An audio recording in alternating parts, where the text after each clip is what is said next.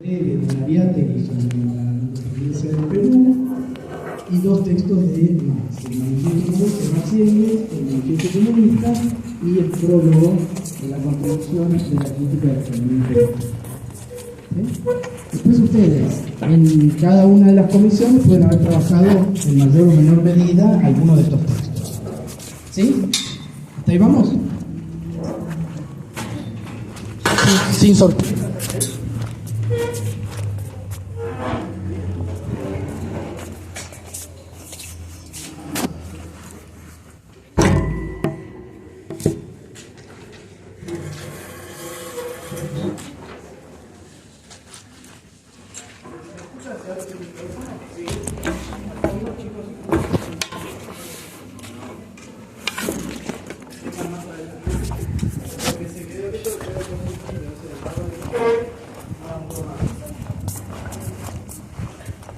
Y recién cuando entré estaba prendido, así que me parece que ayer lo dejaron prendido y por eso... Así que si no se escucha bien, les pediría que vengan más adelante.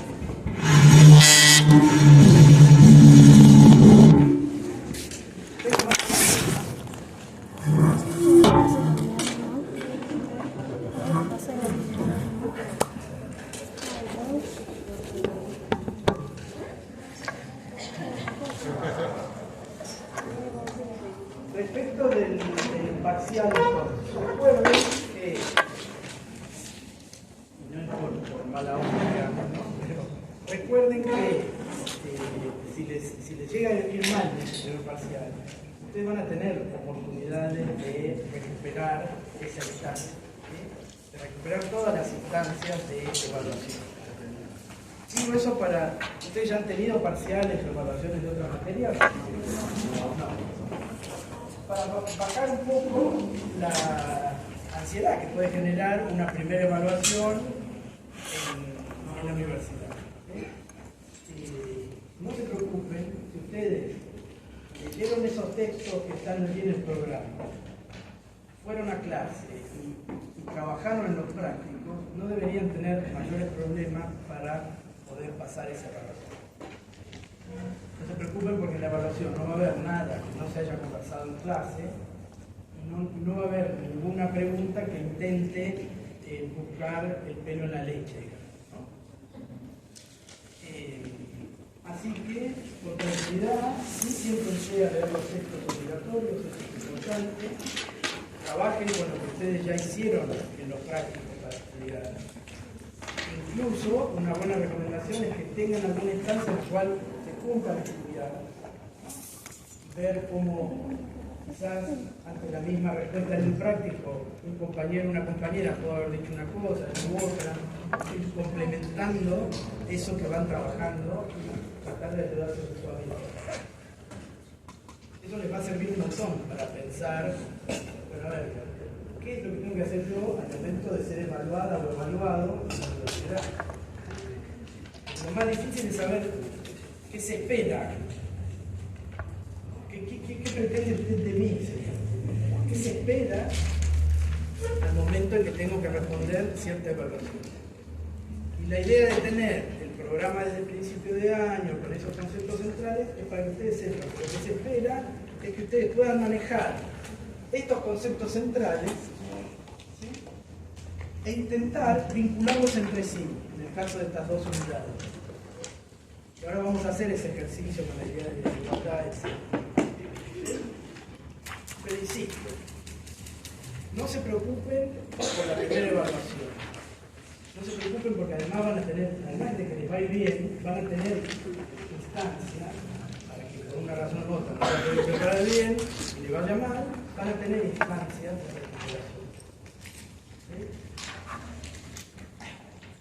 Otra segunda cuestión que es importante para ir preparándose en la práctica de los parciales, etc., es que tengan la siguiente... Al final me puse a hablar de parcial antes de los temas, no importa.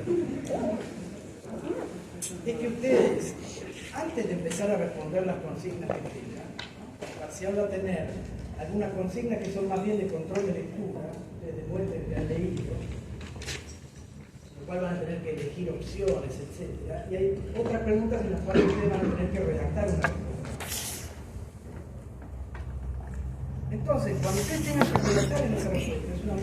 práctica, tomarse 5 minutos antes de empezar a responder y hacerse como un breve esquema de qué es lo que van a decir. No se sienten automáticamente, ven la pregunta y empiezo a desarrollar todo lo que me acuerdo. No, piensen, tómense 5 minutos y háganse un esquema. Si la pregunta es sobre la idea de clases sociales Marx, tómense esos 5 minutos para pensar, ¿de qué dependen las clases sociales de Marx? ¿De qué dependen? Si alguien es proletario o burgués, ¿de qué depende? Fuerza de trabajo, ahí hay otra idea para anotar. ¿Qué más? Estructura y superestructura, ¿qué más? La posesión o no de los medios de producción, la posesión o no de la fuerza de trabajo. Esa idea se da, esa importancia se encuentra a nivel estructural o a nivel superestructural para el materialismo. Si soy dueño o no de los medios de producción o si tengo la fuerza de trabajo. Son relaciones estructurales. Anoto todas esas cosas y ahí me pongo a redactar las clases sociales para Marx, las clases sociales para el materialismo histórico, como quiera, implica las relaciones estructurales, las relaciones de producción que encontramos a nivel estructural. La estructura tiene una relación importante con la superestructura. ¿Qué hay en la superestructura para el materialismo? El mundo de las ideas. Ideas, ¿no? El mundo de las ideas. Bueno, donde esas estructuras, esas relaciones de producción determinan el mundo de las ideas. Es la vida la que determina la conciencia y no la conciencia la que determina la vida, como dice Marx y Engels en el prólogo. Entonces fíjense como en mucho menos de 5 minutos ustedes pudieron decir de qué tengo que saber yo para poder explicar esa noción de clases sociales Marx. Tengo que conocer todos esos otros conceptos y ahí empiezo a escribir.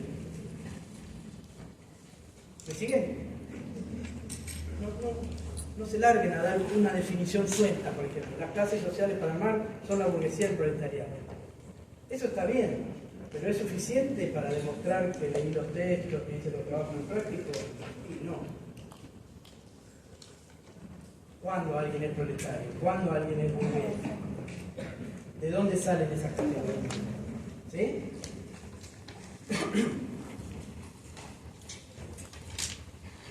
¿Alguna otra duda con el formato del parcial, con lo que van a tener que hacer en el parcial? En el caso de los controles de lectura, más que nada para trabajar con definiciones. ¿Sí? Unir con flechas, seleccionar opciones. Pero también es bastante fácil. Sí. ¿Ustedes prefieren que demos respuesta más largas que cortas que precisas? La compañera pregunta si preferimos que den definiciones más largas y completas y no más cortas y precisas. Si es corta y precisa y dice lo que tiene que decir, mejor. No es que necesariamente tengo que sentar a tratar de escribir mucho porque de esa forma va a ser mejor. Eso ya lo irán viendo ustedes con la práctica, hasta dónde escribo. Una de las cosas de una evaluación es decir, bueno, yo estoy escribiendo, supónganse que son estudiantes de la comisión de Guillermina, ¿no? Y bueno, estoy respondiendo para Guillermina, que es la que me dio clases sobre Marx. ¿Hasta dónde tengo que explicarle que es burgués y proletario? Porque estoy explicando algo que ella ya sabe, ¿no? Entonces lo que yo tengo que mostrar es que yo lo sé, y que yo leí, y que yo me apropié de esos conceptos y que los puedo usar para algo. ¿Para qué? Bueno, para explicar cómo la idea de clase está relacionada con la estructura y la superestructura, cómo eso está relacionado con una lectura materialista de la historia, ¿no? Puedo dar algunos ejemplos de Mariátegui, cuando Mariátegui hablaba del romanticismo de la independencia peruana, hablamos sobre eso. ¿Sí? Entonces, no se preocupen tampoco por si tengo que escribir mucho. No es necesario escribir mucho. Para poder precisar esa definición. ¿Sí? ¿Alguna otra duda? ¿Algo más que...? Quizás suene obvio, no sé, pero prefiero preguntarlo para estar seguro. No hay preguntas obvias. Dale. Al igual que en otras materias, en esta materia se promociona a partir de 6, ¿no? Esta materia se promociona con nota de 6 o más. Sí. Y en caso de ir a recuperatorio, vos perdés la promoción. Sí, en ese caso se pierde la promoción, pero a veces si me queda poquito para promocionar, podemos darle la chance a alguien que promociona con 6 y en el promedio le da 5.50, va a tener la chance de hacer algo más para poder llegar a ese 6 y promocionar.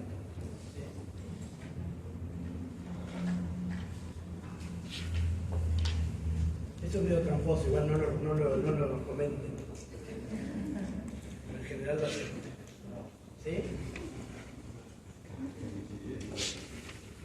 Aparte por muy poco dinero se hace eso, no se puede. Muy barato, ¿no?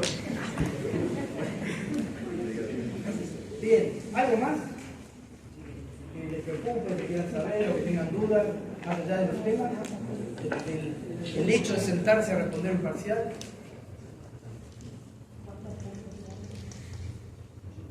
Yo ahora no me acuerdo, pero son, entre 5 y 6. Pero algunos son cortitos porque es opción.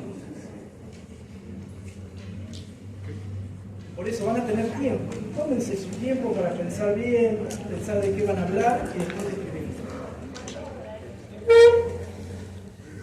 No, tienen el tiempo de la comisión, pero sí, en 2 horas deberían terminar.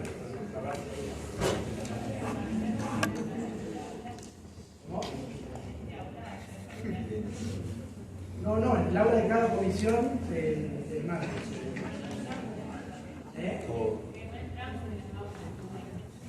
Bueno, ahí veremos si conseguimos otro aula.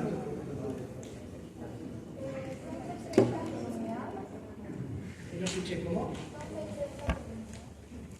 No, en total. 5 o 6, ahora no me acuerdo bien.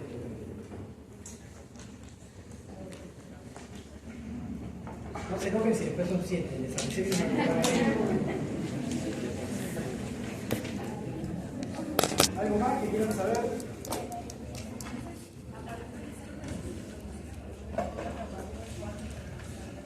Es así.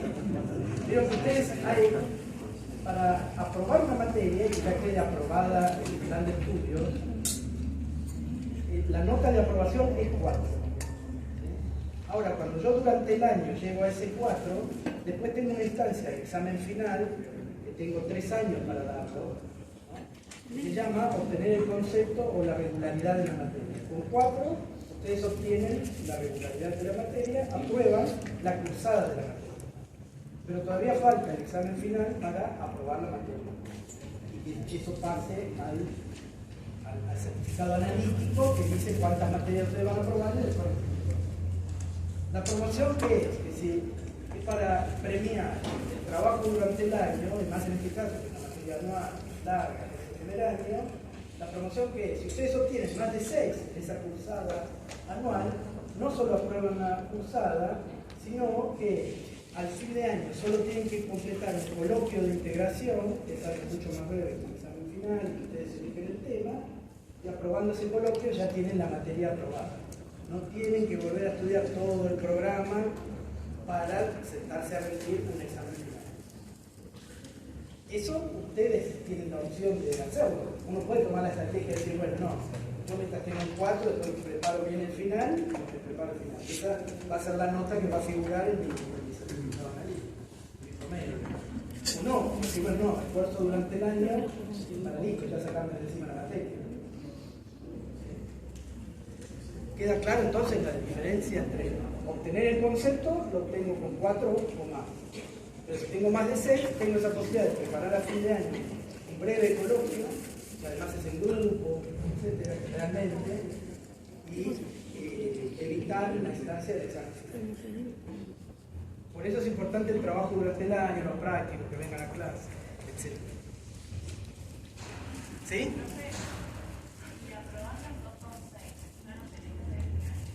Claro.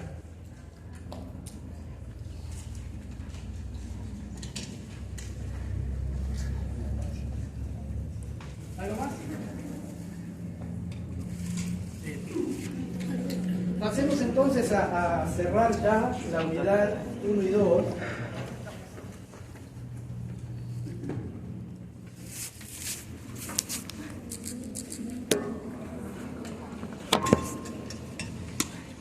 Una de las cosas que decíamos en ese texto, de la página 5,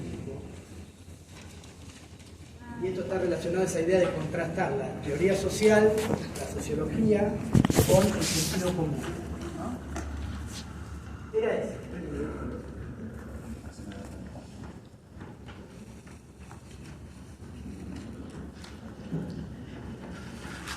Esto es algo poquito, no contrastar.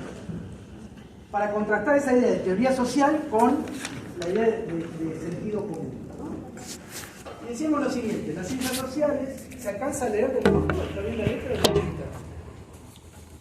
Las ciencias sociales se oponen a este mundo personalizado e intentan explicar las conductas individuales o colectivas a través del análisis de redes de relaciones humanas. ¿Qué sería ese mundo personalizado que dice ahí? ¿A qué hace referencia esa idea de un mundo personalizado? A la subjetividad. A la subjetividad de cada individuo que ya tiene una lectura del mundo. Esas personas que nosotros investigamos, esos grupos, esos individuos, ya tienen una lectura sobre el mundo, ya entienden el mundo de una forma. Pero es una forma personalizada. Si la persona lo ve desde su lugar y desde su momento, desde su tiempo y espacio. ¿Se acuerdan que yo hacía el chiste a principios de año sobre mi tía? No me acuerdo qué nombre le había puesto a mi tía Tita, creo que, ¿no? Y decía que no podía, que en Comodoro no se puede ni ir al banco porque te matan. Porque había visto una noticia en un noticiero que habían asesinado a alguien en una salidera bancaria. Entonces, esa persona tiene una lectura del mundo, del peligro en ese caso de ir a hacer una transacción bancaria. Ahora, eso es un mundo personalizado, ¿no? Ve ese momento, ¿no? Ese tiempo y ese espacio, y ahí está su lectura del mundo. Las ciencias sociales deberían tener una mirada distinta de esa personalización, de poder despegarse de esa experiencia personal y construir un objeto. Por eso se va a hablar de objetividad frente a subjetividad, que era lo que traía a colación el compañero. Objetividad no está solo en esa capacidad de despegarnos del objeto en términos de despegarnos de nuestra experiencia individual, sino que objetividad implica construir un objeto para estudiar y para entender mejor. Un mundo personalizado no construye un objeto, sino que ese objeto está mezclado con esa subjetividad que avanza leyendo, entendiendo, relacionándose con otros, con otras, en redes de relaciones humanas. Es decir, ese peligro de muerte frente a ir al banco no está construido solamente por esa persona que tiene esa lectura del mundo, sino que es un significado que se construye socialmente, colectivamente, medios de comunicación, redes sociales, vínculos familiares, vínculos con otros colectivos. Mi tía va al centro de jubilados, y en el centro de jubilados también aparece esa idea del peligro frente a la inseguridad. Entonces, ese mundo personalizado tenemos que estudiarlo a través de esas redes de relaciones humanas y entender que toda conducta es relacional. Ahora vamos a ir a eso porque eso es uno de los puntos del partido. Redes que además no solo incluyen a las relaciones intersubjetivas entre esos sujetos, sino también a las relaciones de los sujetos con los objetos, con las estructuras del mundo social objetivado. En una cita de Pierre Bourdieu. Pero fíjense, ¿qué son esas redes de relaciones humanas? Ya no solo incluyen seres humanos, sino que incluyen también objetos y estructuras. Seres humanos, objetos y estructuras. Y el ejemplo que vimos en alguno de los prácticos era sobre la idea de tomar mate como práctica. Una práctica tan común que varios de ustedes están haciendo. Fíjense cómo eso implica. Si tuvieran que hablar, ¿qué significado tiene? ¿Qué relaciones humanas se ponen en juego al momento de tomar mate? ¿Qué les parece? Se pone un juego, un discurso, muy bien. ¿Qué discurso es el de tomar mate? Parece medio loco decir el discurso del mate. ¿Cuál es el discurso del mate? Tiene que ver con el lenguaje, la charla. Sí, ustedes no estarán charlando en lugar de escuchar la libro. Con el compartir. Compartir, charla, ¿qué más? Relacionarse con otro que no conozco y está al lado mío sentado en un lado de un mate y me pongo a charlar. ¿Qué más? ¿Se les ocurre algo más? ¿El mate en pandemia en qué se transformó? Mate caca, ¿no? No podía tomar mate.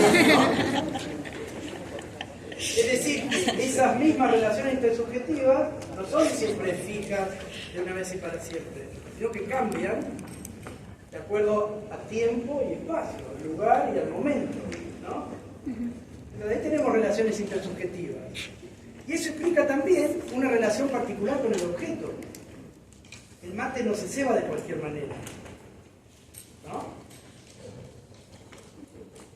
¿Qué sucede cuando yo le doy el mate a alguien y se lo doy muy caliente? ¿Qué significado tiene eso? ¿Qué significado tiene? No, odio o estar caliente también, hablando en criollo. Que hace frío. Si doy frío, ¿qué es? Desprecio, ¿no? No sabes hacer mate. ¿Por qué? Porque ahí también eso implica una relación con objetos. ¿Qué pasa si a alguien yo le doy el mate y empieza a escarbar con la bombilla la hierba? ¿No? Le saco el mate y no le doy más. ¿Qué sucede si alguien empieza a charlar y tiene el mate en la mano y no lo toma? Es decir, ¿qué sucede si alguien está tomando un mate y cuando devuelve el mate dice gracias? Es decir, hay todo un discurso del mate que da sentido a esa práctica y que todos tenemos acceso a eso, a esas relaciones, a esas redes de relaciones humanas. Las tenemos desde un punto de vista personalizado, porque cada quien después tiene posibilidad de interpretar de manera distinta la temperatura del agua. Y también va a tener ciertas relaciones con estructuras de un mundo social objetivado, ¿no? Es lo mismo que consuma cualquier marca de yerba.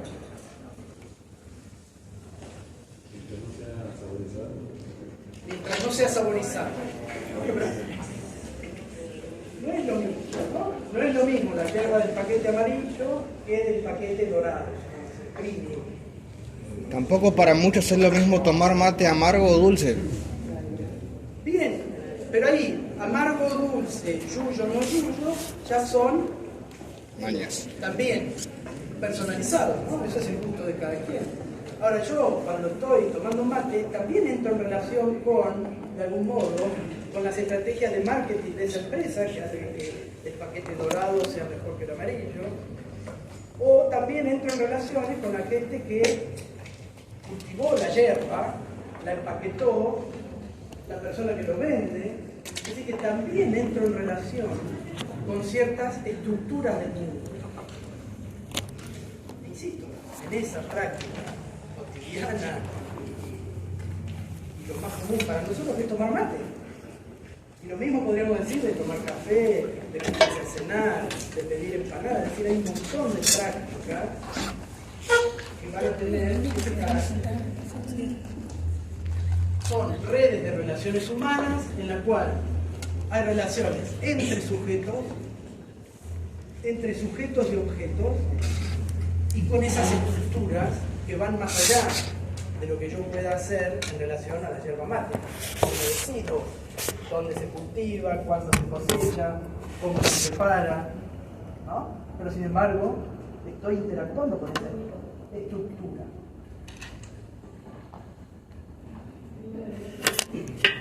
Entonces, fíjense cómo de una práctica que es un mundo personalizado, de cuando me junto a tomar mate con amigas, amigos, familiares, cada quien, hay personas que no comparten el mate, y cada quien va a tener esa mirada personalizada sobre el mate. Pero nosotros, en tanto cientistas sociales, tenemos que corrernos de esa mirada personalizada y empezar a ver, a construir un objeto distinto, empezar a ver cómo interactúan sujetos, cómo se interactúa con el objeto y cómo se interactúa con esas estructuras. Eso es lo que la teoría social tiene de distinto del sentido común. Porque ahí es donde voy a poder empezar a criticar ese sentido común personalizado, que muchas veces ve el mundo en un tiempo y en un espacio y asume que el mundo es así y no lo es. Cuando recién puedo construir ese objeto es que lo voy a poder someter a crítica y explicar de manera distinta esa práctica. O, por ejemplo, criticar las prohibiciones que existieron durante la pandemia. Bueno, ¿cómo las critico si no tengo esa mirada donde voy construyendo un objeto? ¿Qué se pierde cuando no se puede compartir el mate? ¿Qué se gana también cuando no puedo compartir el mate? Digo, para darle una experiencia personal. Yo antes cuando daba clase iba y le mandaba un mate a cada uno de ustedes. Y yo me enfermaba 2 o 3 veces por año. Cuando yo dejé de compartir mate con un montón de gente, no me enfermé más.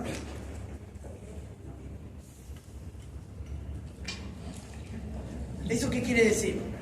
Bueno, que evidentemente esa práctica de compartir también tiene un costado negativo, ¿no? Ahora, solo puedo criticar esa práctica a partir de despersonalizarla.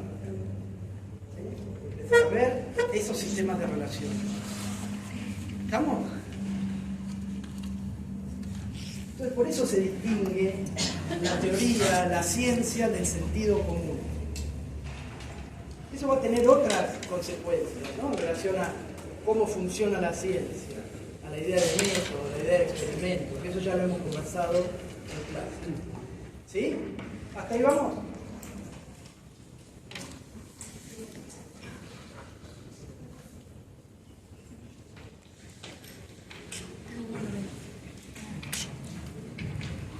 Habíamos definido el sentido común como el sentido de ese mundo que ya está interpretado, ¿no? Yo les decía hace un rato. Mi tía frente al televisor, que se va atribuyendo ciertos significados a sus propias prácticas de peligro, no peligro, y que son personalizadas porque, bueno, porque están encarnadas en esas experiencias parciales del tiempo y el lugar, el tiempo y el espacio. Mi experiencia, la experiencia del compañero, la nuestra como aula. Quizás nosotros podemos coincidir en un montón de experiencias, pero un aula universitaria no es lo mismo que un taller en una empresa. ¿Qué sería un sentido encarnado?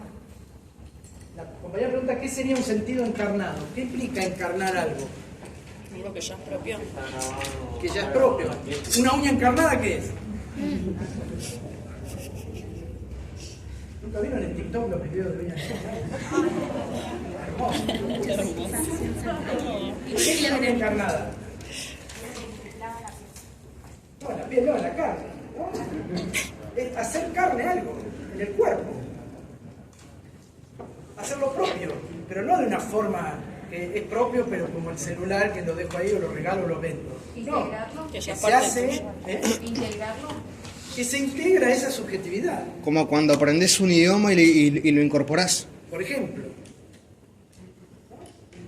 incorporo ciertos hábitos que se hacen carne en ese cuerpo, ¿no? Ya no puedo distinguir, lo hago tan automáticamente que no lo puedo distinguir. ¿Queda un poco más claro? Sí.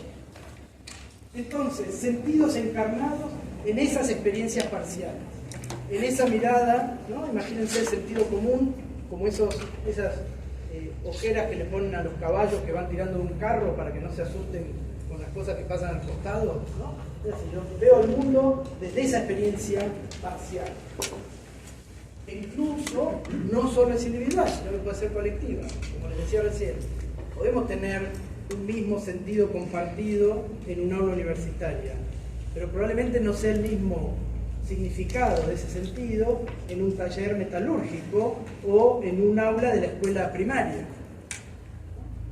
Colectivamente también puede haber sentidos que se encarnan en esas prácticas y que también van a ser parciales. El problema no es solo la mirada individual, el problema es la parcialidad de la mirada. Y ahí es donde nosotros tenemos que tener esa capacidad de tratar de salir de esa parcialidad y pensar, como decíamos recién, sujetos, objetos, estructuras. ¿Sí?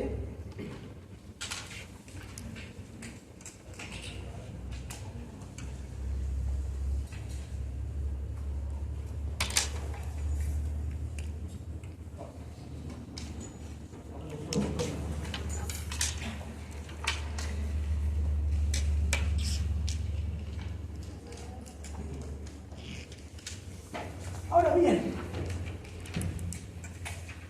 que todas esas acciones en el mundo social tengan un sentido subjetivo, ¿no? Y que el hecho de tomar mate para cada quien de nosotras pueda tener un significado distinto, ¿no? O una intención distinta, o lo que fuese, eso no significa que cada quien va por el mundo con sus propios significados, sino sería un mundo como de seres aislados que no tendrían nada en común, ¿no?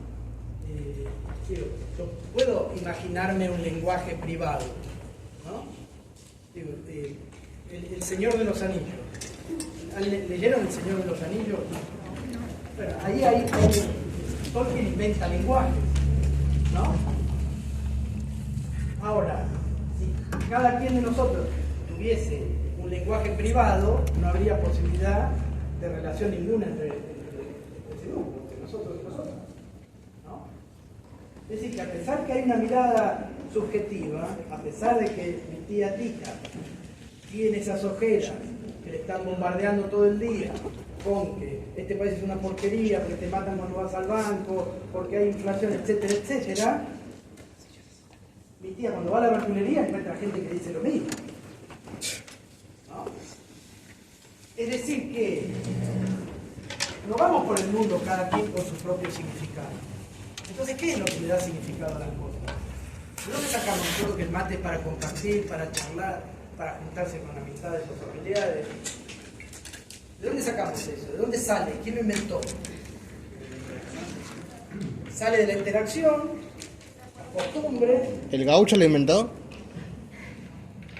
No, ya el mate tomaban los guaraníes antes que lleguen los gauchos, ¿no? Hay como un acuerdo colectivo, pero que nadie lo pone en palabras, ¿no? Pero nadie dice, la pongo de acuerdo, vamos a tomar mate y vamos a charlar, ¿no? Y que tiene cierta generalidad esa práctica, ¿no? La compañía dice cierta universalidad, ¿no? Sí, esa práctica tiene cierta generalidad. Porque si yo voy con un mate al sur de Chile, voy a tener la misma experiencia que en el sur de Argentina. Pero si voy con ese mate a Santiago de Chile, probablemente no me van a aceptar el mate, porque ahí no se toma mate. Entonces hay cierta generalidad. Pero ¿de dónde sale? De esa interacción, de esas relaciones. Y eso es lo que nosotros llamábamos acá, y ese era nuestro primer punto de partida, que el mundo social está organizado discursivamente.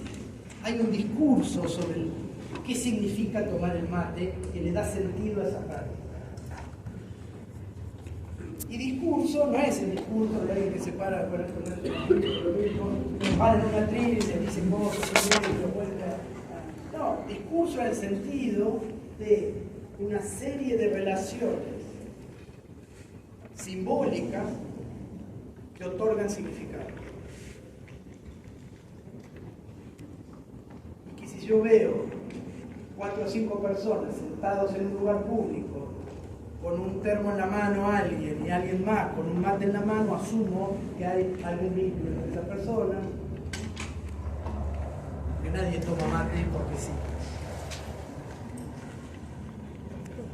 Hasta ahí vamos entonces, ¿de dónde sale ese primer punto de partida discursivo? ¿Sí? ¿Y cómo existe un discurso del mate? Y nadie nos enseñó, ¿no? Por lo menos que yo conozca, donde alguien se sienta con un nene, una nena de 2 o 3 años y le dice, mira, tomar mate es para esto.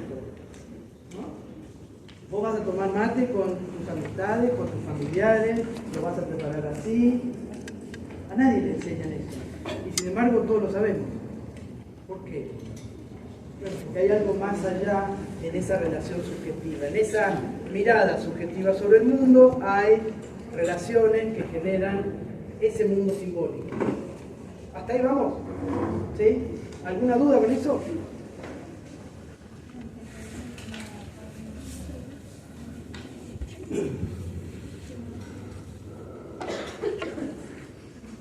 El mundo social está entonces compuesto por relaciones entre acciones que tienen un sentido individual subjetivo, pero que están ordenadas por reglas. ¿Cómo describimos al otro punto de partida? ¿Como discursivo o significativo? Porque nos enseñaron como significativo también. Es que en este caso significa lo mismo. ¿Podemos usar cualquiera? Sí, ¿Discursivo o significativo? sí, simbólico. Hace recordar que haga la misma distinción cuando hable del mundo subjetivo. Significativo, simbólico, discursivo. En este caso los estamos tomando no como sinónimos, pero nos estamos refiriendo a lo mismo. ¿Sí? ¿Por qué? Y porque hay un discurso que le da un significado al mate, que hace a la actividad, a la práctica, de tomar el mate como algo significativo. ¿Sí? Pero está muy bien la pregunta, y háganme acordar que haga la misma aclaración cuando hablemos sobre el conflicto. Este discurso, esa serie de relaciones, va a implicar ciertas reglas, ¿no? Las reglas de la temperatura del agua, de escarbar la bombilla al mate, ¿no? De decir gracias, de no quedarse charlando con el mate que se enfría. Es decir, esas prácticas, ese mundo, tiene reglas. Que también, muchas veces, y eso lo vamos a ver bien en el segundo cuatrimestre, esas reglas en muchos casos son inconscientes. No es que estamos pensando, cada vez que tomamos mate tenemos un catálogo de reglas al lado y vamos viendo si las estamos cumpliendo o no. Pero sin embargo las prácticas están ordenadas por reglas que suponen ciertas capacidades o ciertos recursos. En el segundo cuatrimestre nos vamos a detener más en esta relación entre acción, reglas y recursos. Cuando leamos a un autor que se llama Anthony Giddens. ¿Anthony cuánto? Giddens. No sé si sabe la palabra. Ah, sí.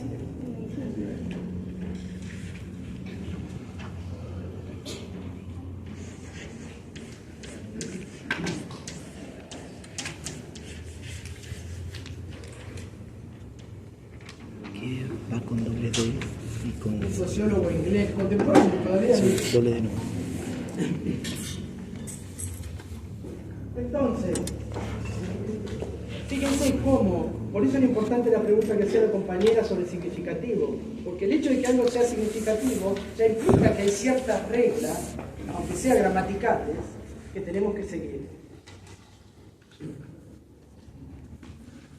Y eso supone cierta capacidad o ciertos recursos.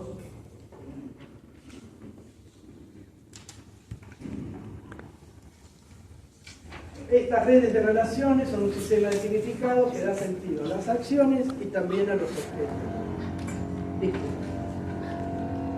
¿Cuál era el ejemplo que dábamos en ese texto sobre cómo un discurso le daba sentido a un objeto y a los sujetos que interactuaban con ese objeto? En el texto de Una invitación a pensar lo social.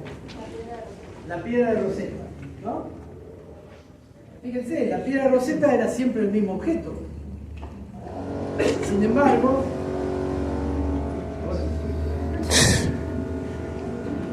no tengo micrófono.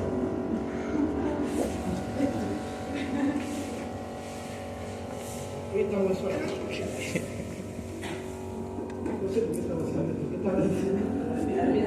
La piedra de Rosetta es siempre el mismo objeto, pero sin embargo, también es objetos distintos al mismo tiempo, ¿no? El primero, cuando lo encuentran, es un ladrillo en una casa. De un bombazo tiran abajo la casa, cuando le llama la atención, se lo lleva. Se transforma en un botín de guerra. Y después, cuando eso llega a Europa, se transforma en un objeto arqueológico. Bueno, el mismo discurso era lo que le daba significado a los sujetos que interactuaban con la piedra Rosetta. Y ahora la piedra Rosetta es un objeto de admiración turística en el museo. Entonces, cuando yo interactúo con ese objeto, me transformo en un albañil, en un soldado colonial además que se lleva botines de guerra, me transformo en un arqueólogo o arqueóloga o en un turista. Ese mismo discurso entonces le da sentido tanto a los objetos como a los sujetos. Y esa serie esas redes de relaciones es lo que acá llamamos discurso. Discursivo, significativo, simbólico. ¿Hasta ahí vamos?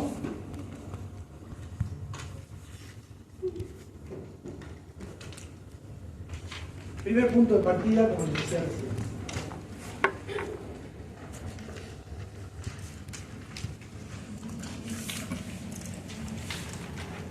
Esto ya es más fácil. ¿Qué significa que es contingente y no es necesario? Que nada pasa porque tiene que pasar o nada es natural en sí. Nada es natural, nada pasa porque tiene que pasar. Y en la piedra de Rosetta es el mejor ejemplo de eso. Fue un montón de cosas distintas hasta llegar a lo que es hoy un objeto de admiración turística o de estudio arqueológico. Ahora, la piedra de Rosetta ¿era un reglamento religioso originalmente en un templo? Sí, pero después fue un ladrillo.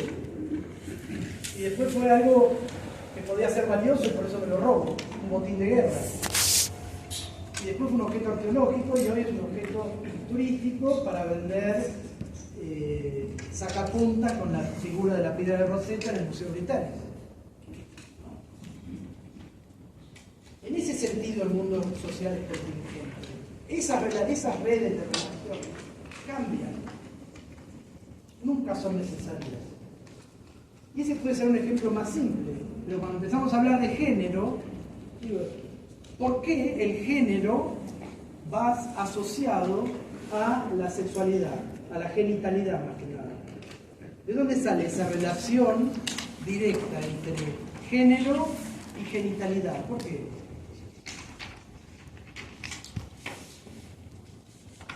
Porque es contingente, y no es natural y no es necesaria, y uno puede encontrar personas que se identifican con un género distinto al de su genitalidad. Entonces, eso ya es un presupuesto del mundo social. Después habrá gente que está en desacuerdo en que exista la homosexualidad. De hecho, hoy en la radio de la mañana escuchaba un tipo que hablaba en contra de la homosexualidad. Medio raro en estos tiempos, pero existe. Ahora, desde una mirada, desde las ciencias sociales, sobre cómo se constituye el mundo social, dado que lo social es contingente, que no es necesario, uno puede encontrar distintas identificaciones de género con distintas genitalidades.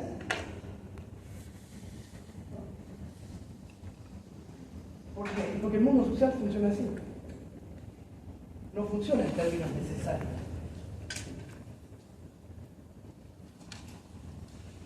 Hasta ahí vamos entonces con la contingencia y la necesidad. ¿Sí?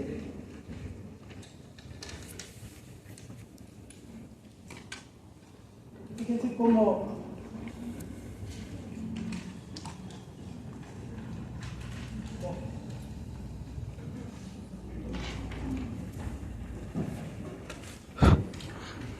hoy el mundo está muy conectado.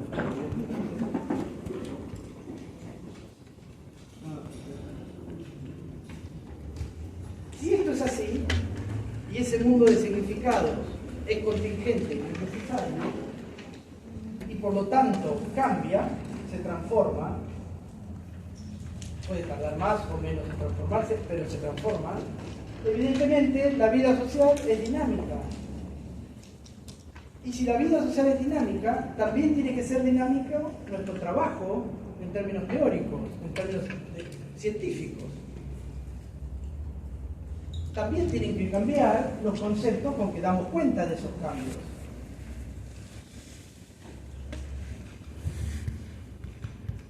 Por lo tanto, la vida social no es una vida estática, sino que es algo dinámico y, como vamos a ver a continuación, complejo. La práctica de tomar mate tiene una determinada complejidad. Cuando yo le agrego el mate en pandemia, se complejiza aún más. Cuando yo le agrego mate, pandemia, post-pandemia, se complejiza aún más. Porque no es solo, no me quiero engripar, entonces no comparto mate, sino que hay un montón de cuestiones que se van haciendo distintas. El hecho de compartir el mate, cuando uno pide un mate, el lo toma ahí, intercambia aunque sea una mirada con la persona que le da el mate, ¿no? Eso también se pierde cuando uno deja de tomar mate en clase, por ejemplo. O le hago el chiste de que yuyos son estos para tomar mate, no puedo tomar el mate así, ¿no? Ese chiste que hizo el compañero, eso también implica comenzar a vincularse de forma distinta con alguien. Pero eso se pierde cuando no se toma mate. Es decir que necesitamos también estar muy alerta desde las ciencias sociales a esos cambios, a ese dinamismo del mundo social. Por eso también vamos a trabajar en el segundo cuatrimestre. ¿Sí? ¿Esto lo podemos relacionar con la pandemia? ¿Se puede relacionar con la pandemia? ¿En qué sentido? En que, por ejemplo, el tomar mate es como un hecho social de reunión que se toman entre otras personas y en la pandemia no se podía compartir. Fue algo dinámico que no se tuvo que adaptar. Nos adaptamos en la pandemia a tomar mate y en la post-pandemia nos estamos adaptando todavía a ver hasta dónde compartimos mate o con quién compartimos mate o no. O habrá personas que no, que volvieron a la normalidad pre-pandemia y toman mate con cualquiera. Y no se enferma nunca.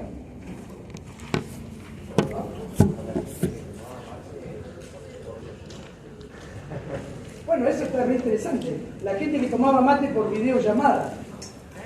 ¿No? Vamos a tomar mate por videollamada. Si uno hubiera dicho eso hace 10 años, yo ya te hubiera echado del auto, ¿no? Y sin embargo, entonces, fíjense de nuevo, la mediación de las estructuras de esas nuevas tecnologías, cómo la práctica subsiste, pero al mismo tiempo cambia, ¿no? Como buen ejemplo.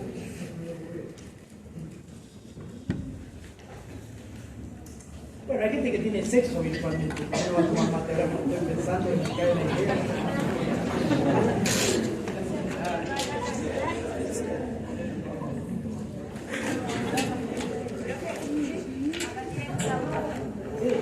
Lo que quería preguntar, más que nada para que me quede más claro el dinámico, ¿por qué dinámico? Una definición un poco más. ¿Qué te parece que es algo dinámico? Más breve que eso. En constante cambio. ¿Sí? Es decir, porque de nuevo, cuando uno empieza a investigar ciertas cuestiones, ¿no? Por ejemplo, sobre un ejemplo de ciencias sociales que puede interesar a todas las carreras, no solo un ejemplo histórico o en términos de... Pero pensemos en términos históricos. La ciudad de Comodoro Rivadavia, ¿no? La ciudad de Comodoro Rivadavia es la ciudad económicamente más importante de la provincia de Chubut. ¿Sí? Pero no es la capital de Chubut. Es decir, que si el poder económico está en Comodoro, el poder político está en otro lado, ¿no? Pero eso no siempre fue así. Entre 1944 y 1955, ¿qué existía en Comodoro? A ver si alguien sabe de casualidad. La respuesta. ¿Qué existía en Comodoro entre el 44 y el 55?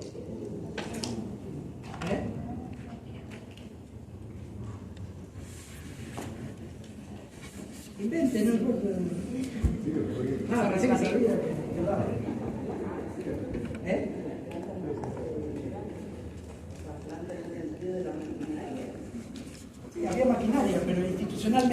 políticamente, ¿qué había acá? Sí, había ferrocarril. Pero políticamente, ¿qué era Comodoro? ¿Era parte de Chubut? No era parte de Chubut. ¿De qué era parte? De la gobernación militar de Comodoro Rivadavia. En la cual Comodoro era capital. La gobernación militar iba desde Camarones a Deseado, básicamente. ¿Ubican Camarones y Deseado? Y hasta la cordillera.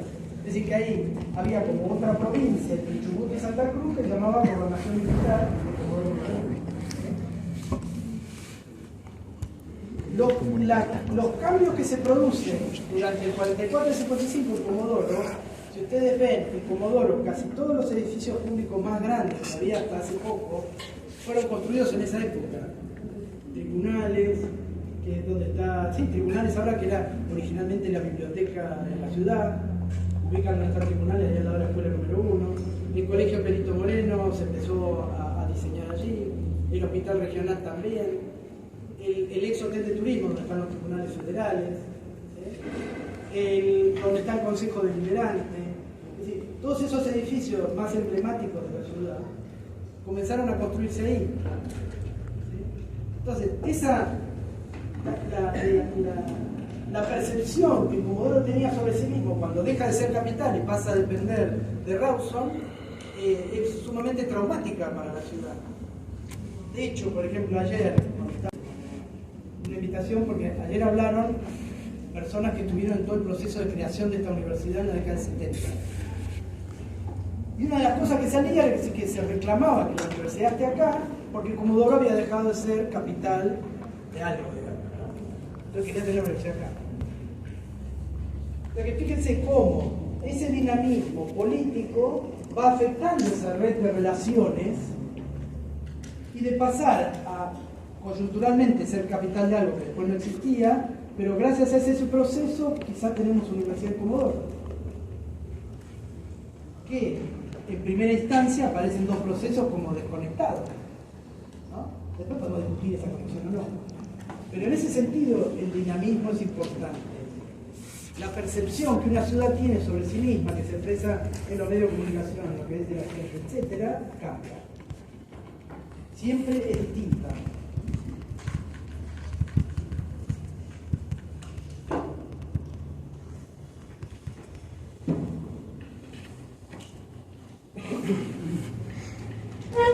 Y acá llegamos al momento conflictivo. El mundo social es un mundo marcado por relaciones de poder. ¿Cuál es la dinámica? Estamos diciendo que es dinámico, ¿no? Porque cambia. Que es contingente, porque no es necesario.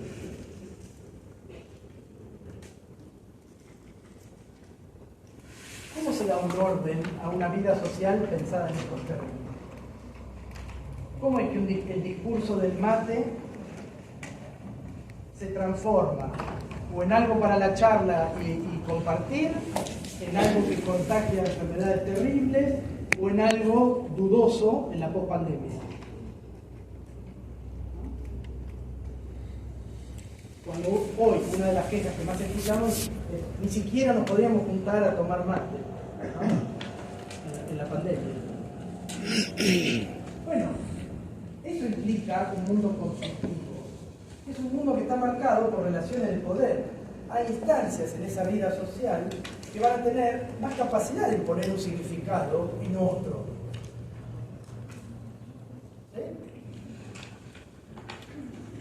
Por eso traíamos esa idea de cifra abierta. No sé si vieron el año pasado, creo que fue sí, Martín Cohen es un escritor argentino, era profesor de esta universidad, acá no hace tanto, que en relación, ¿se acuerdan la discusión sobre si los desaparecidos eran 30.000 o no? Donde se contrapone una cifra simbólica de los 30.000 con la cifra que aparece en los documentos y registros, ¿no? ¿Cómo es que podemos saber ahí la conflictividad del mundo social y las relaciones de poder que operan? Bueno, precisamente Lo que decía Martín Cohen es decir que lo relevante de 30.000 es la idea de una cifra abierta. ¿Y por qué está abierta esa cifra? ¿Por qué es una cifra contingente, diríamos nosotros acá? Bueno, porque precisamente ese gobierno militar que reprimió a esas personas nunca dio la cifra exacta, ni nunca dijo dónde están los cuerpos de esas personas. Entonces por eso queda una cifra abierta. Entonces, las personas que dicen no eran 30.000, eran no sé cuánto, bueno, a ver, ¿dónde están? ¿Cómo fue? ¿Cómo sabemos? Entonces, fíjense como cada vez que ese debate aparece, porque no es la primera vez que aparece en Argentina, además ese debate no es un debate nuevo, ¿no? Sino que desde el 83 en adelante se viene dando ese debate. Pero fíjense que cuando eso se estabiliza, y nadie dice no son 30.000, hay que estar operando, bueno, precisamente relaciones de poder, que también van a operar al momento en que se dice no son 30.000. Hay también relaciones de poder que están operando conflictivamente sobre una cifra abierta. ¿Por qué? Porque ni siquiera las cifras se salvan, entre comillas, de esa discursividad, de esa significación y de ese contenido simbólico que tiene. Ni siquiera algo tan exacto como puede decir 1, 2, 3, 4 se escapa de esas relaciones de poder. Si yo digo 1, 2, 3, 4, 5, ¿vos cómo seguís la cuenta? No, 6, 7, 8 no, porque yo llego hasta el 5 y después paso a la decena siguiente. 11, 12, 13, 14, 15. ¿Cómo seguís la cuenta?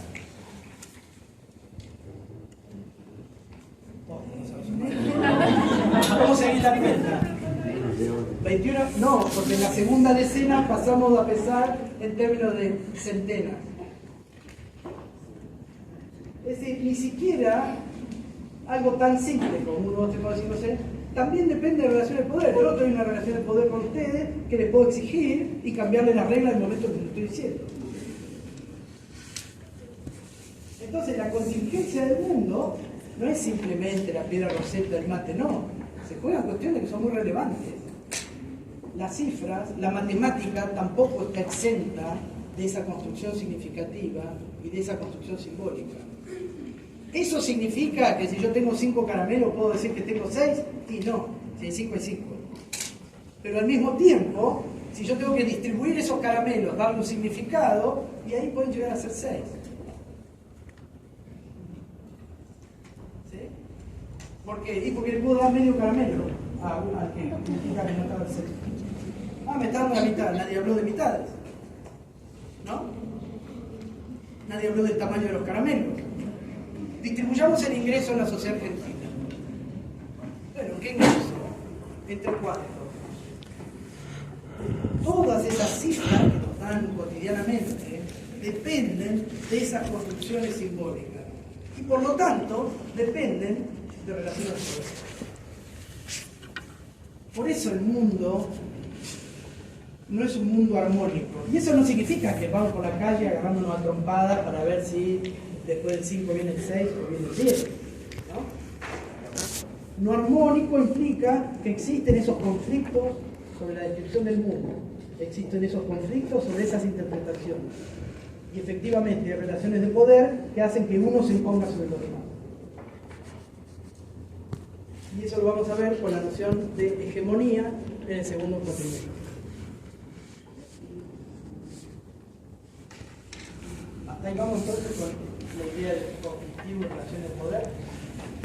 Aquí vamos, yo le pedí a la compañera que me haga acordar, porque cuando ahí decimos el mundo es un mundo conflictivo, no significa que vamos a las patadas por el mundo, sino que dado que no es necesario el contingente, eso significa que va a haber muchas interpretaciones y muchos significados. ¿Qué es la piedra roseta? Es un ladrillo, un reglamento religioso o un objeto arqueológico. Es las tres cosas a la vez y al mismo tiempo no es nada, porque es un objeto turístico. Depende, más que de la mirada que le den, porque la mirada sería de nuevo la mirada personalizada. Los discursos en los cuales nosotros estamos inmersos y nos dejan ver una cosa y nos ocultan otra.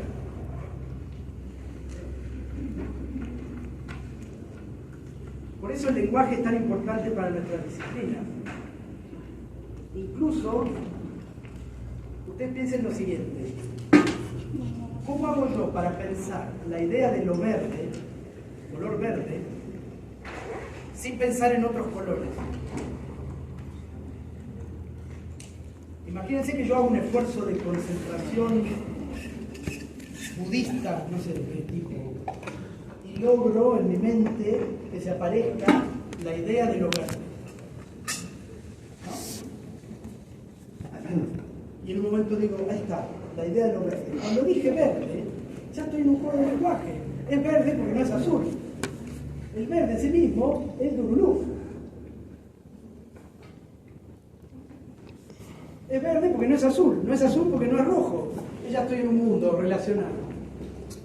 Y hay relaciones de poderes, y sí, alguien me enseñó que ese color es verde y no rosado. ¿No? Entonces, el lenguaje es constitutivo de la experiencia humana. Por eso el mundo, tal como lo entendemos, es un mundo organizado discursivamente, significativamente, simbólicamente. No puedo dar cuenta, sin el lenguaje, no puedo dar cuenta ni siquiera de las sensaciones. No puedo dar cuenta de nada. Y el lenguaje es contingente, porque es verde, porque no es azul, porque no es rojo, no hay otra forma. La verditud no existe. ¿Sí? Como no existe la mujer, como no existe el hombre, como no existe otro montón de categorías que usamos cotidianamente.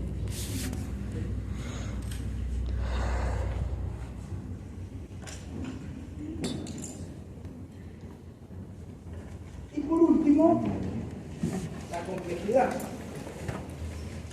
Obviamente, para cada acción que llevo adelante, para cada cuestión que me propongo, tengo que estar pensando todas estas cosas, el mundo se hace insufrible. Porque el mundo es complejo. Pero la idea de complejidad está usada acá, más en el sentido de enfrentarse a las explicaciones simples. En cada instancia, cuando ustedes le digan algo, esto es muy simple, es así, así, así, desconfíen. Porque le están metiendo el perro. Nada es simple en ciencias sociales. Nada es simple en la vida humana. Si es una explicación simple, es porque es de sentido común. Y a eso nosotros lo tenemos que tratar de corrernos de ese sentido común. De sacarnos esas ojeras y empezar a ver el panorama un poco más complejo. De relaciones entre sujetos, entre objetos y estructuras. Relaciones que son contingentes y no necesarias. Que cambian, que son dinámicas. Entonces, la complejidad del mundo social va en contra de esa explicación simplificada del sentido común.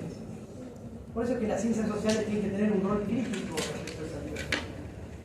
No crítico en un sentido, crítico en otro sentido, sino crítico de desarmar todo aquello que aparece como natural, como obvio. Desconfíen de todo eso que parece obvio.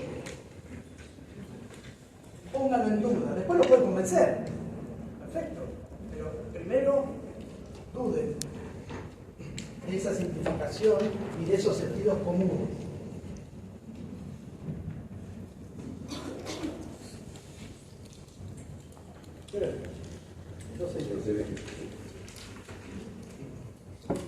Hasta ahí vamos con los puntos de partida. Cerramos unidad 1. ¿Sí?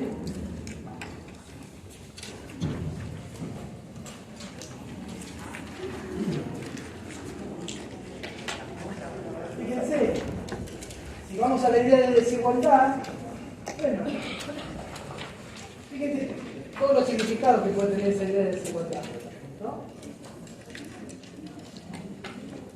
Y esto lo charlamos en el teórico, ¿se acuerdan? ¿No? De no comparar peras con manzanas.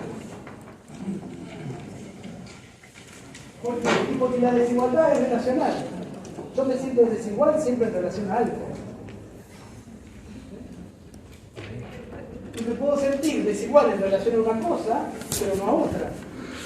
Es decir, que también es contingente, no es necesaria esa desigualdad. depende de esas relaciones.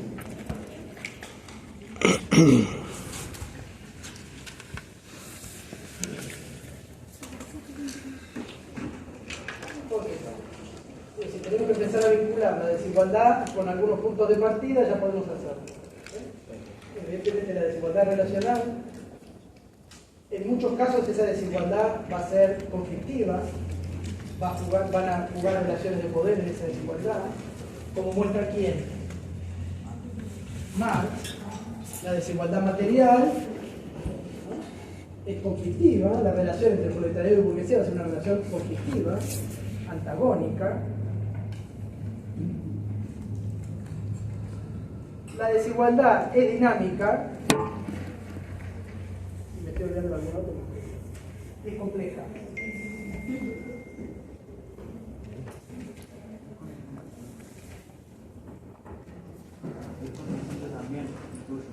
Y es contingente, por eso, sí, dije, no necesario.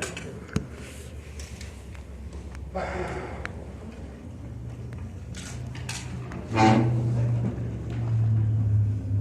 Si se define relacionalmente es porque no tiene nada de sustancial. Para definirse necesita no de su sustancia, sino de relacionarse con otro.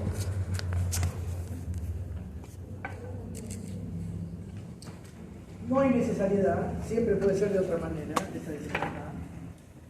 No es estática, sino que va cambiando y va adoptando formas diversas.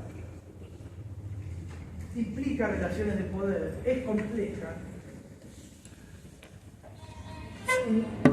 Y nosotros, en la unidad 2, trabajamos con una mirada posible para pensar las causas de esa desigualdad, que es la mirada del materialismo histórico, del marxismo.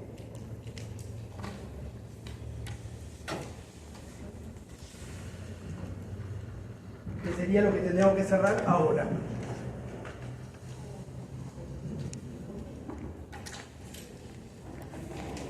¿Se acuerdan de Mariátegui? ¿Sí? Ahora vamos a volver un poquito. ¿Cómo explica la historia de Perú Mariátegui? Todo tiene raíces en el hecho económico. Raíces en el hecho económico.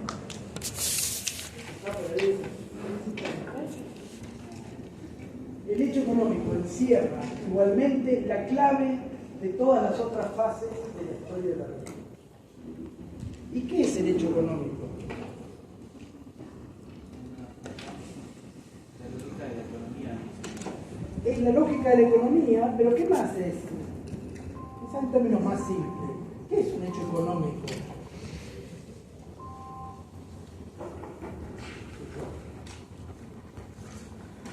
En este sentido, ¿qué es un hecho económico? Para el materialismo histórico. Sí. No, claro. ¿Qué es un hecho económico? Es la base de la vida social, la estructura de la vida social, pero si tuviéramos que decir qué es, ¿qué sería? La economía, ¿verdad? ¿Qué es la economía?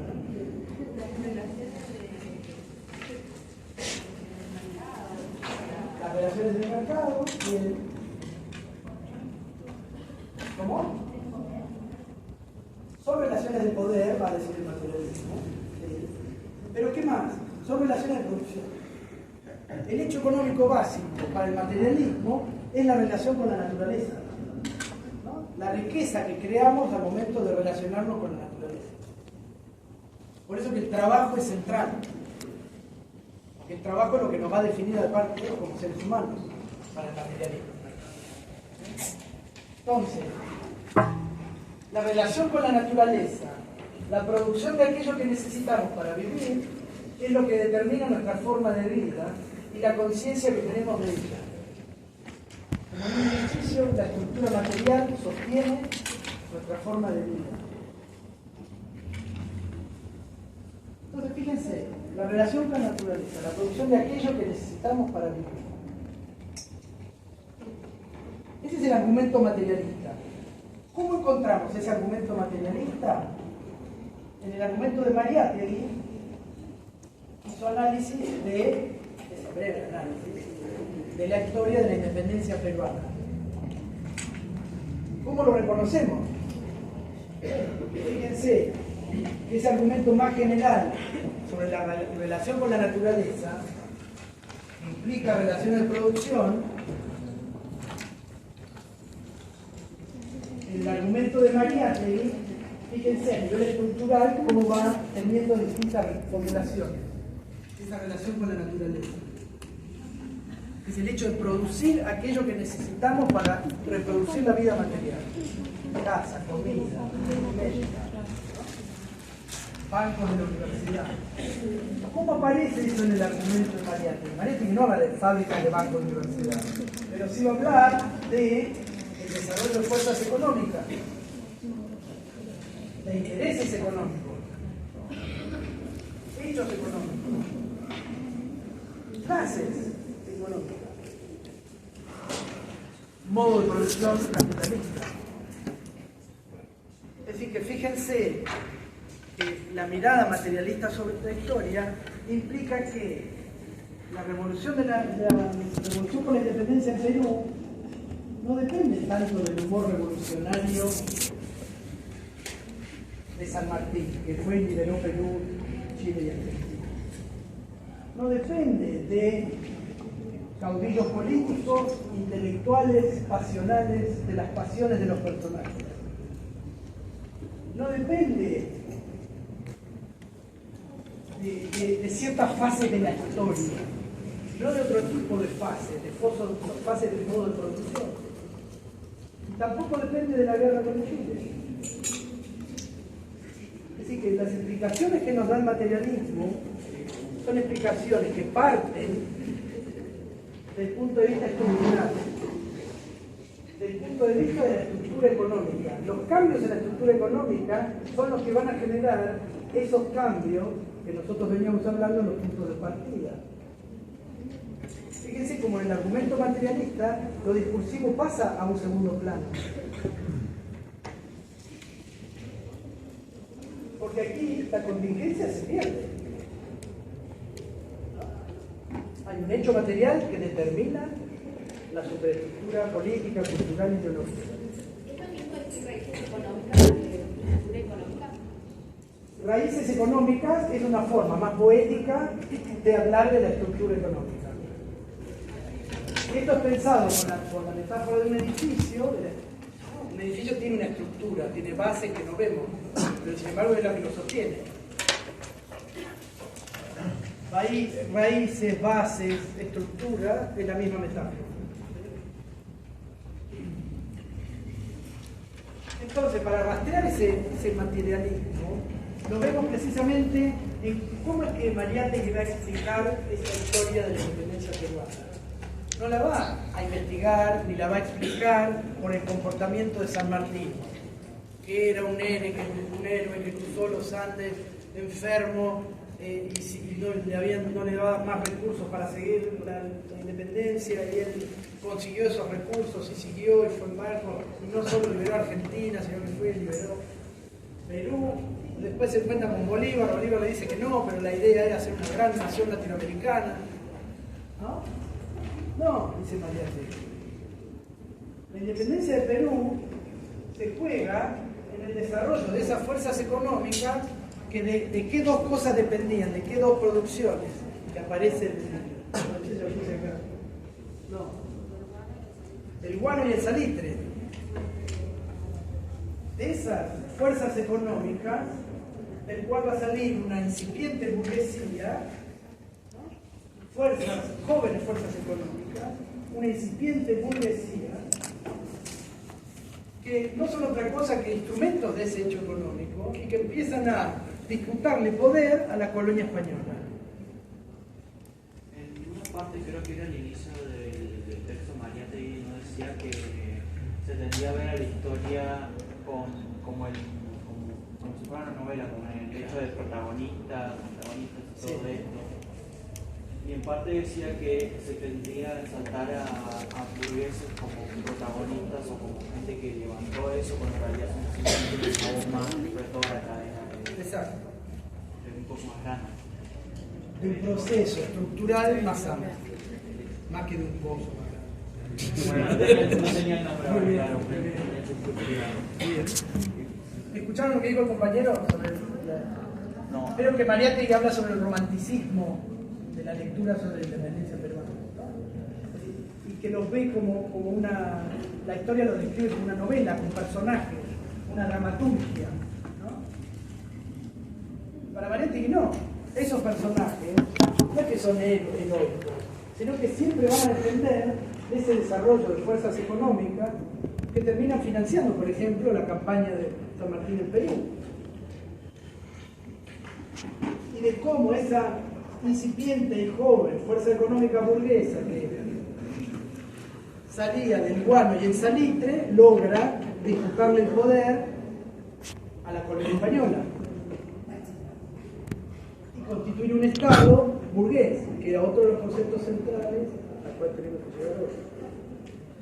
Entonces, ¿cuáles eran los conceptos centrales de la unidad 2? Así no vuelvo para atrás. Materialismo histórico, clases sociales, Estado burgués.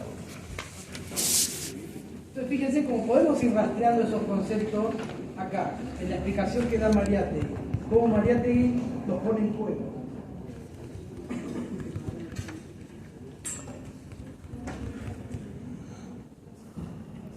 ¿De dónde sale la idea de clases sociales? Ustedes ya dijeron al principio que hay clases sociales que son propietarias de la fuerza de trabajo y clases sociales que son propietarias de los medios de producción.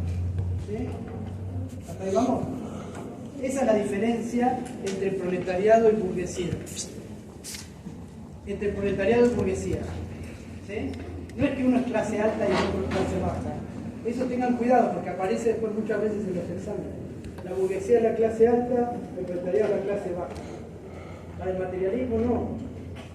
No importa el ingreso que tenga esa persona, sino si es propietario o no de los medios de producción. Entonces imagínense, yo vivo en la colonia española en Perú. ¿Sí? Y pongo una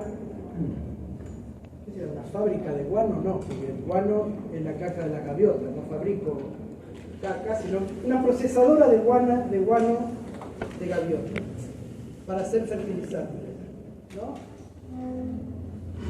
¿Qué necesito? Imaginémonos, ¿qué necesito para procesar, transformar la caca en fertilizante? ¿Qué necesito? Maquinaria. Compro maquinaria. Necesito fuerza de trabajo, contrato fuerza de trabajo. ¿Qué más necesito? Electricidad, leña para máquinas a vapor, lo que fuese, ¿no? Materias primas. Pago todas esas cuestiones. 5 pesos a cada uno. De maquinaria, 5 de fuerza de trabajo, inventario, ¿no? ¿Qué hace la fuerza de trabajo? En ese caso, ¿qué haría la fuerza de trabajo? Su trabajo, ¿sí? ¿Cuál es? ¿Cuál es su trabajo? Hay que ir a buscar la caca de la gaviota, ponerla en una bolsita, llevarla a la maquinaria. Después tiene que haber alguien que opera la maquinaria, ¿no? Y después alguien que empaqueta el salitre, supongamos. Mantenimiento de esa máquina. Entonces sería como la diferencia de clase no por lo capital, sino por la propiedad De los medios de producción. y la mano de obra. ¿Esa sería la diferencia? Propietario de la fuerza de trabajo, propietario de los medios de producción. Esa es la diferencia. Ahora bien, si la relación con la naturaleza, cuando yo le aplico trabajo a la naturaleza, eso genera riqueza, dice Marx, ¿quién genera la riqueza? ¿El dueño de la máquina o el que le pone trabajo a la naturaleza? ¿Qué dice Marx? El que pone la fuerza de trabajo. Ahora, ¿quién se lleva esa riqueza? ¿Quién se lleva ese valor que genera la fuerza de trabajo? El que pone la maquinaria. El que pone la maquinaria, que no trabaja la maquinaria. A su derecho están levantando la mano recién. ¿Quién? ¿Quién tenía la palabra?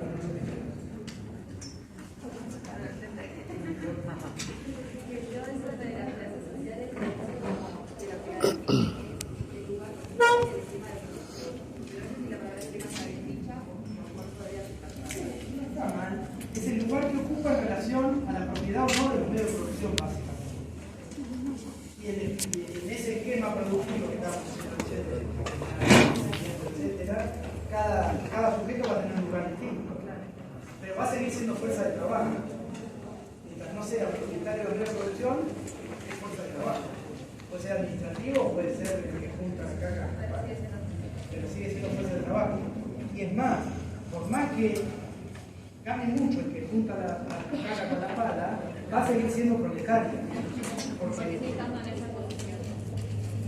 Porque sigue estando de esta posición dentro de ese esquema de protección. Entonces lo que define burguesía y proletariado, fíjense que es el lugar que ocupa en las relaciones de producción. Si es dueño de los medios de producción o es dueño de la fuerza de trabajo.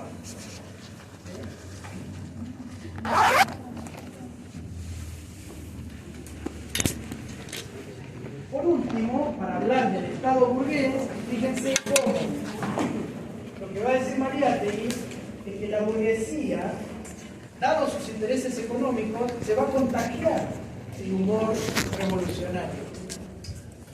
Es decir, que el humor revolucionario siempre viene después del hecho económico, porque el hecho económico es la raíz de la explicación.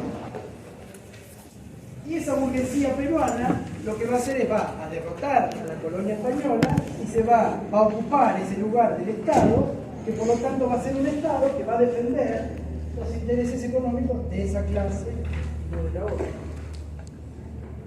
¿Dónde más encontraron esa idea en los textos de Marx? ¿Qué dice Marx sobre el Estado en el Manifiesto Comunista? Es un estado representativo burgués. Es un Estado de clase. El Estado para el marxismo es un Estado de clase. ¿Sí? Es decir, que defiende los intereses de esa clase propietaria de los medios de producción.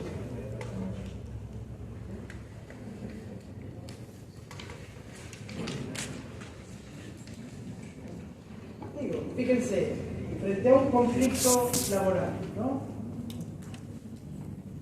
Pónganse, un caso que hubo en el 2006, supongamos, no sé si la fecha es exacta, la toma de Termap. ¿Ustedes se acuerdan de lo que era el Termap? ¿Saben lo que es Termap? Termap es la empresa que controla las válvulas, el almacenamiento del petróleo y las válvulas que suben el petróleo a los barcos. Entonces, hubo una demanda de los trabajadores durante mucho tiempo para suba de salarios, como ahora no me acuerdo bien cuál era el conflicto, ¿no? Presentaciones legales, etcétera, no suben los salarios. Los trabajadores toman la planta de Termap. El problema de tomar la planta de Termap es que es peligroso, porque está todo el petróleo, eso es inflamable, pero además, porque si yo cierro la válvula de la salida del petróleo, se paraliza toda la operación del petróleo, porque no puedo seguir sacando petróleo, ¿dónde lo guardo? Empiezan a rebalsar los tanques. Entonces ahí interviene Gendarmería de forma muy violenta y se termina la toma de Termap, ¿no? Digo, y si uno se hace la pregunta marxista, es decir, bueno, a ver, ¿por qué interviene el Estado al momento de la movilización trabajadora que toma la planta? ¿Y por qué no interviene el Estado cuando el trabajo reclamaba mayores salarios? ¿Por qué no hubo una intervención de Gendarmería en relación a la patronal y si lo hay en relación al trabajo? ¿Por qué? No escuché. Porque el Estado se va a defender los intereses. Bien, la respuesta de Marx es esa, ¿no? Porque el Estado es un Estado burgués.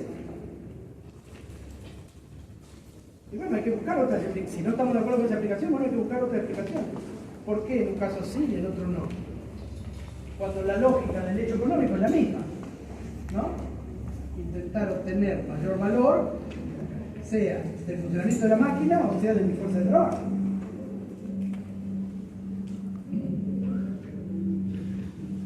Entonces ahí llegamos a ese cuarto concepto central que tiene el programa, ¿no? De la idea de Estado burgués.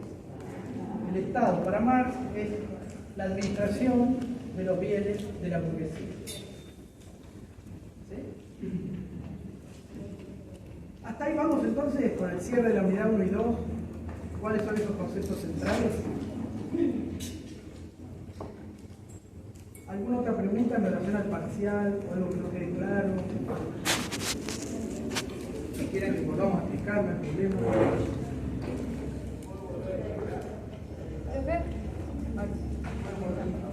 ¿Todo? No, todo. No, a hacer una pregunta. Ah, lo del parcial.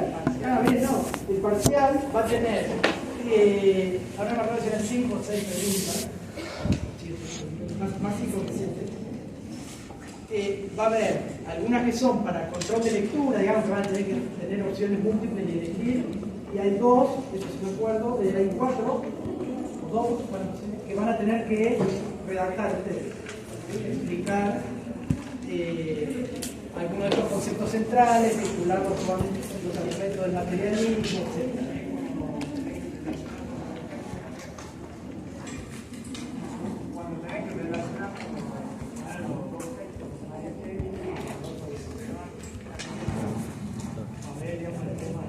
Sí, va a haber que relacionar, exacto, en ese punto ustedes tienen que redactar, probablemente va a haber para que relacionen el indicador.